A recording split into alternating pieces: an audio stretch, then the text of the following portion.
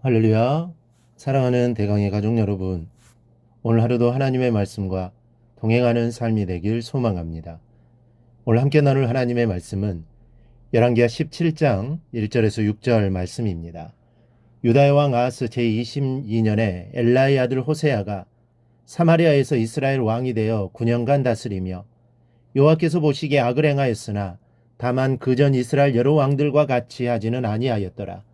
아수르의 왕 살마네실이 올라오니 호세아가 그에게 종이 되어 조공을 드리더니 그가 애굽의 왕 소에게 사자들을 보내고 해마다 하던 대로 아수르 왕에게 조공을 드리지 아니하매 아수르 왕이 호세아가 배반함을 보고 그를 옥에 감금하여 두고 아수르 왕이 올라와 그 온 땅에 두루 다니고 사마리아로 올라와 그곳을 3년간 외워쌌더라.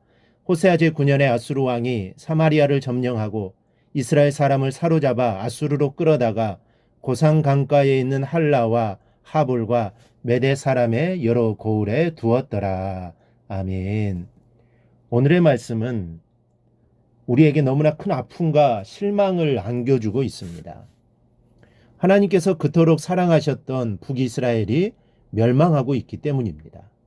숱한 예언자를 보내시고 특히 엘리야와 엘리사 같은 위대한 예언자를 보내시어 돌아오기를 고대하셨건만 회개할 줄 몰랐던 이스라엘은 결국 아수르 제국에 의해 끝내 멸망하고 맙니다. 1절을 보면 호세아가 사마리아에서 이스라엘 왕이 되어 9년간 다스렸다고 했습니다. 호세아 그는 북이스라엘의 마지막 왕이 되었던 것입니다. 그렇다면 이스라엘의 패망 원인은 무엇이겠습니까? 그것은 단연코 죄 때문입니다.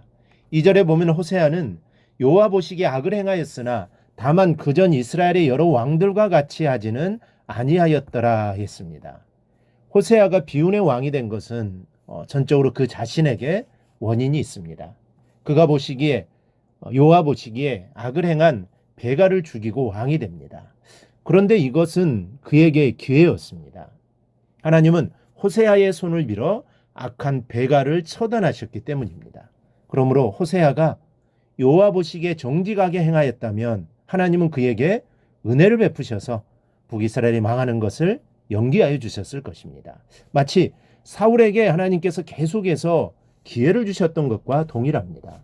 하지만 사울은 하나님의 신호를 깨닫지 못하고 악한 일을 계속하다가 결국 자신뿐만 아니라 가족 전체가 망하게 되었던 것입니다. 그러나 그는 북이스라엘의 다른 왕들과 마찬가지로 여호와 보시기에 악을 행하였습니다. 2절의 기록에 의하면 호세아는 그전 북이스라엘의 왕들처럼 극악하게 행동하지는 않았지만 그렇다고 여호와 보시기에 정직히 행하지도 않았습니다. 즉 호세아는 하나님이 주신 기회를 헛되이 낭비하고 만 것입니다. 그리고 그로 말미암아 그는 망해가는 나라의 운명을 돌이키지 못함으로써 만국의 한을 가진 불운한 왕이 되고 말았습니다. 우리 성도 여러분, 여러분 이러한 사실을 통해서 무엇을 깨닫습니까? 바로 기회라는 것이 반드시 모든 사람을 위대하게 만드는 것은 아니라는 것을 깨달아야 합니다. 실로 그렇습니다. 기회는 그것을 충분히 잘 활용하는 사람에게는 위대한 선물을 주지만 그렇지 못한 사람에게는 오히려 절망과 좌절을 안겨줄 뿐입니다. 그러므로 모든 사람은 자신에게 주어지는 모든 기회를 소중하게 여기고 잘 활용토록 힘써야 합니다. 이 기회를 살리지 못하고 결국 하나님의 진노를 얻게 되었고 결국은 아수르의 포로가 되므로 이스라엘은 패망하기에 이르렀던 것입니다. 6절을 보면 아수르 왕이 사마리아를 점령하고 이스라엘 사람을 사로잡아 아수르로 끌어다가 고산강가에 있는 할라와 하볼과 메대 사람의 여러 고을에 두었다라고 했습니다. 이제 나라는 망하고 아수르의 포로가 되었다는 것입니다. 여러분, 이 죄라는 것은 쌓이면 곪기 마련입니다. 죄의 축적은 궁극적으로 하나님의 진노를 불러일으키기에 충분한 요인이 되는 것입니다. 요한복음 13장 10절에서 예수님 말씀하시기를 이미 목욕한 자는 발밖에 씻을 필요가 없느니라 온몸이 깨끗하니라 하신 것도 날마다 죄를 씻어야 할 중요성을 설명하고 계시는 것입니다. 발을 씻어야 한다는 것은 항상 회개하는 신앙생활, 그래서 늘 깨어 경계하고 깨어 있어야 할 것을 교훈하시는 말씀입니다. 그러나 북이스라엘은 끝까지 회개하지 않으므로 패망하게 된 것입니다. 그들의 죄악을 좀 더 구체적으로 살펴보면 첫째는 우상을 섬긴 것입니다. 10절에 모든 산 위에와 모든 푸른 나무 아래에 목상과 아세라상을 세웠다고 했습니다. 우상을 섬기되 12절을 보면 또 우상을 섬겼으니 라고 했습니다. 또 우상을 섬겼다. 이것은 습관적으로 죄를 짓고 또 지었다는 말이요. 그러다 보니 망했다는 말씀입니다. 습관적으로 짓는 죄, 계속해서 또 짓는 죄, 회개하지 않는 죄, 이는 망할 수밖에 없다는 것이 오늘 본문의 핵심입니다.